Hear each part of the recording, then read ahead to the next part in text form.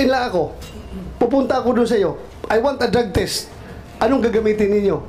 Kung ano pong hihingin nyo. Oh, may ganun ba na hingin?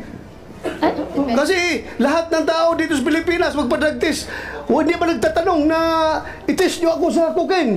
I-test niyo ako sa Cebu. I-test niyo ako sa marijuana. Wala. Pupunta ako sa inyo, magpa-drug test para pag mag-negative, dalhin ko yung dokumento, nag-apply ako ng trabaho. Yun lang naman ang ginagawa natin. Hindi naman kami nagre-request sa inyo ng i-test niyo ako sa cocaine. I-test niyo ako sa Cebu. I-test niyo ako sa marijuana. Hindi pupunta ako sa inyo. Please, conduct drug test. Cocaine lang po ang pinagawa. Cocaine lang po ang pinagawa? Opo. Hindi po kasama ang iba? Hindi po. Yung drug test na ito na pinag-uusapan na ito, the former Senator Bongbong Marcos, may ibig mong sabihin? Yes. Opo. Why cocaine? Yun po yung hiningi niya Hiningi ni? nung pasyente. Sinong pasyente? Si Marcos po. President Marcos. Then Senator Marcos. Yun ang gusto niyang hingin about cocaine. yun po lang ang... Tungkol dun sa Drug time, test na? time ano?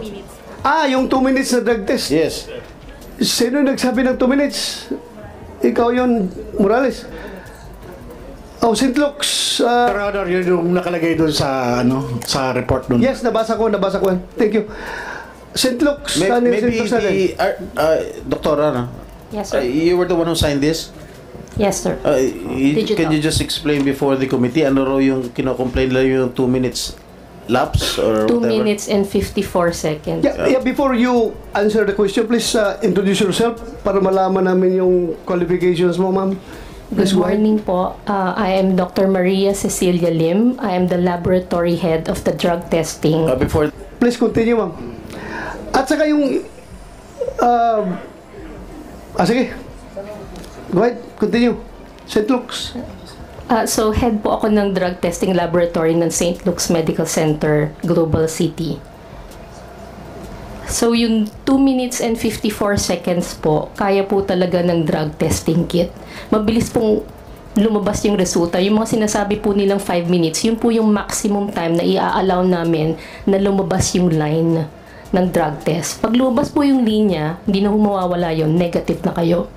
Pero yung naghihintay kayo na mag-a-appear yung linya, hanggang 5 minutes po yung maximum. So we can get, 40 to 50 seconds, may resulta na po. 40 to 50 seconds, may resulta na. So yung doubt nila na 2 minutes so fast is not improbable and is not impossible. Correct, sir. Correct? Yes, sir. Okay, we may have the linya ba answer. lumabas, Doktora?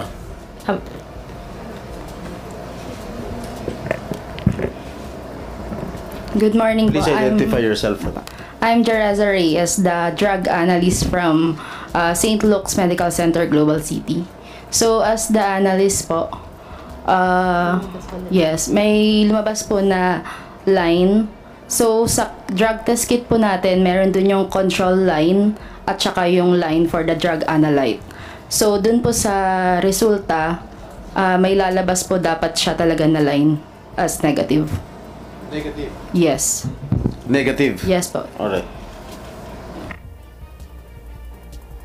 Will that satisfy everything? Mr. Chairman. Yes, Mr. Chairman.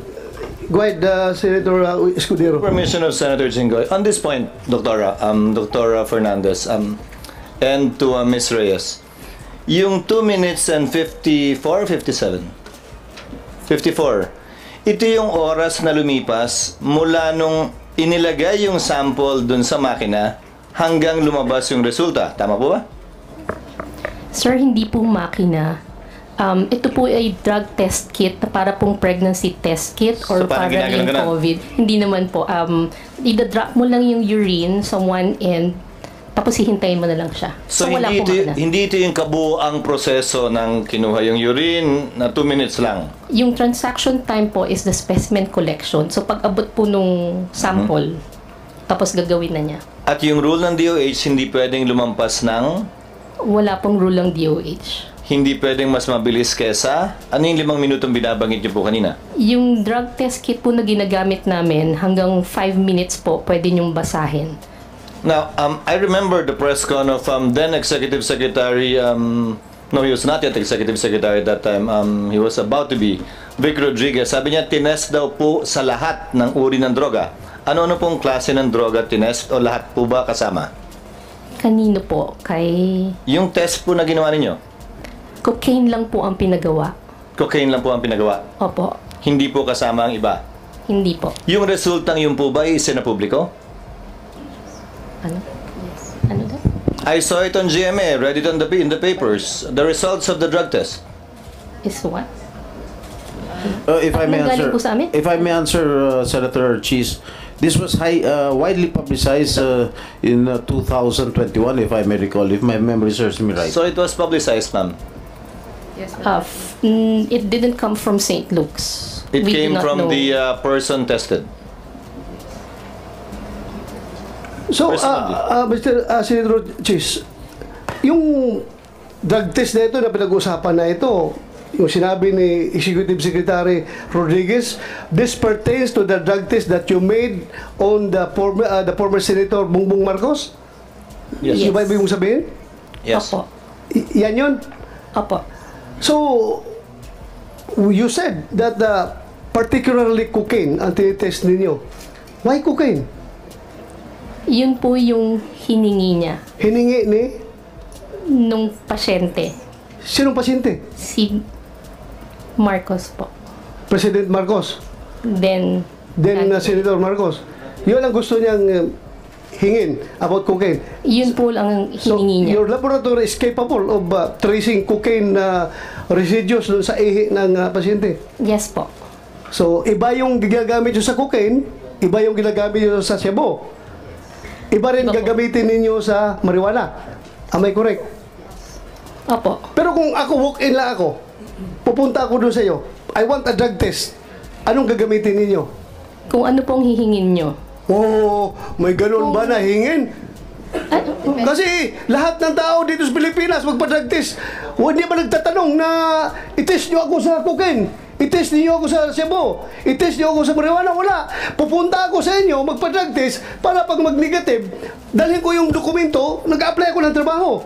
Yun lang naman ang ginagawa natin. Hindi naman kami nagre-request sa inyo ng i-test niyo ako sa cocaine. I-test niyo ako sa shabu. I-test niyo ako sa marijuana. Hindi pupunta ako sa inyo, please, conduct drug test. Oh, negative.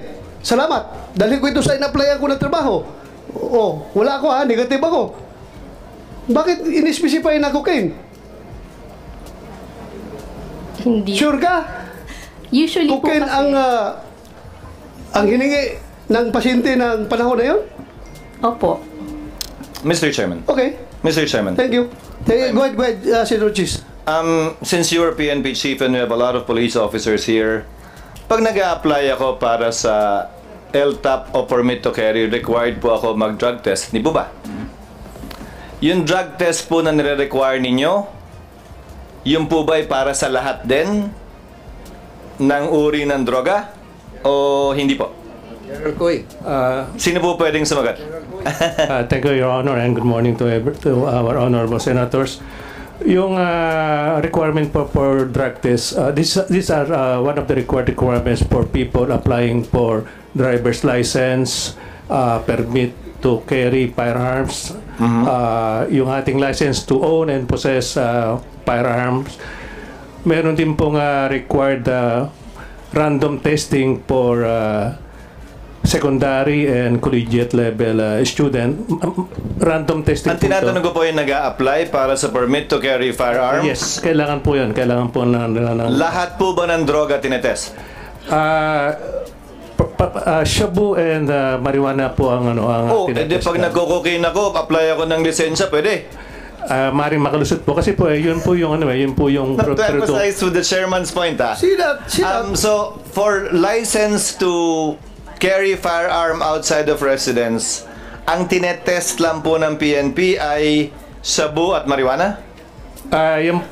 yan po yung predominant. Yes or no, sir? Meaning, apparently there are different tests. Yes or no, sir? Recording in yes, Your progress.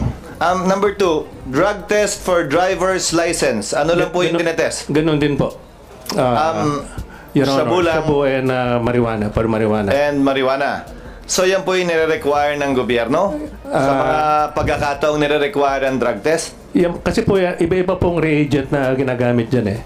At itong shabu marijuana being the predominant drugs na ginagamit natin, yan po yung marami na tayong reagents. Sir, saan po nakasulat yan? Na shabu and marijuana lang ang test natin?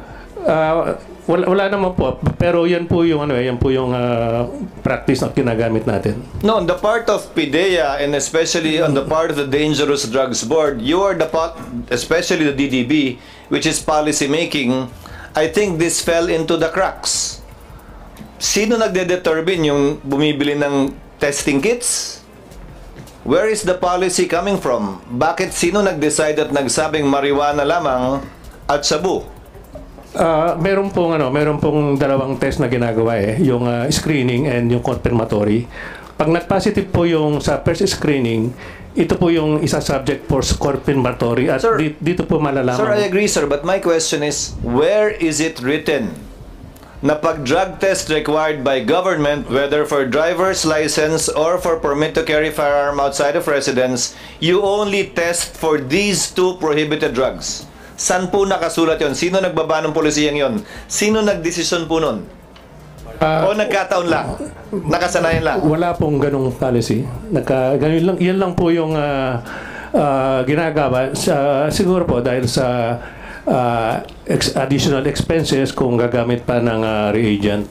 Pero yun nga po, doon sa secondary testing po, doon sa confirmatory testing, dito po malalaman kung anong drugs yung na-detect doon sa initial screening. Perhaps there is another gap the good chairman of the committee can look into, Mr. Chairman. Why is it that it's only only the tests for shabu and marijuana is being used? Because clearly shabu and marijuana would be called the poor man's addictive drug, while cocaine would be the richer man's addictive drug. So, kahit pala sa testing, pinapaboran yung mayaman kumpara sa mahirap. Di ba dapat kung nagtitest tayo, gaya ng sinabi ni Senator Bato, lahat na. But the point I'm driving at, Mr. Chairman, is kung ang gobyerno namimili ng kung anong droga ang itetest, lalo naman siguro kung yung individual na magpapatest, kung anong babayaran niya. And I remember that time, I think this test was done in November, and issues were being raised with then candidate Bongbong Marcos that these issues were raised to against him. That allegedly he was a cocaine user, and that's why at that time they conducted these tests to answer in light of the political perhaps weather at that time, the issues being raised against him. Although there is no legal requirement for a candidate to do a drug test, that was attempted at some point in time in our history to require a drug test, but the Supreme Court unfortunately struck it down as an additional requirement for elective office, which is not allowed under the Constitution. Unfortunately, sana nga ni-require yun, pero hindi. Sabi ng Korte Suprema, hindi pwede. Applying a higher standard, a less stricter standard insofar as running for public office is concerned. So I guess that answers the query of the chairman, and that reveals a loophole too insofar as the drug testing rules of the Philippine National Police, the PIDEA, and the DDB is concerned. Thank you, Mr. Chair. Thank you, Senator Chis. So I presume that as a result of this inquiry in aid of legislation, this committee will propose a measure requiring all candidates to undergo drug test before they will be I know it's bawal according to our constitution. So pag mag-propose tayo, automatically hindi yan makakalusot because that's unconstitutional. Just to set the record straight, because people are listening to us right now. Sabi ni Bato, kailangan daw ng ang committee niya is in aid of legislation. So we are waiting for legislation na pwede niya ma-come up after this hearing. So kung mag-propose tayo ng ganong legislation requiring candidates to undergo drug test, sigurado according to Senator Chis Escudero, that's unconstitutional. So hindi talaga makalusot yan dito. So please, you are listening right now. Yan po ang explanation. But nothing prevents the chair and the committee from instructing the DDB from coming up with relevant policy as it is its job under the law. Yes. So far as the type of tests to be conducted whenever drug testing is required. as the case may be, for the issuance of a driver's license or for the issuance of a permit to carry a firearm outside of residence or any other circumstance the Thank you. executive branch may necessitate. Thank you, Pati Your yung Honor. random drug test, nag-random drug test tayo sa Senado. I'm also curious, Recording in ano ba yung progress. tinetest sa random drug test? Baka naman pili lang din. So again, I urge the DDB, come up with policy guidelines with respect to these things. Required and random drug test. Alam mo mga yung- droga itetest natin? Alam mo yung random drug test, Mr. Chair, Senator Chis Escudero, lalo na sa PNP, nung panahon na bata pa kami, ang random drug test, mahal yan kasi. Nung panahon, magastos talaga yan. Magpa-drug test ka ng maraming tao. Ang ginagawa ng mga commander namin, pinipili lang yun. Random ko no ha. Pero pinipili yung mga mukhang adik na pulis. Ikaw. Mag-drug test ka. Totoo ha, totoo ba? Just to, para hindi masayang ang resources ng gobyerno, talaga pinipili yung mga nabalitaan na gumagamit na droga na pulis. Ikaw, drug test ka. Random ito ha. Random, oh.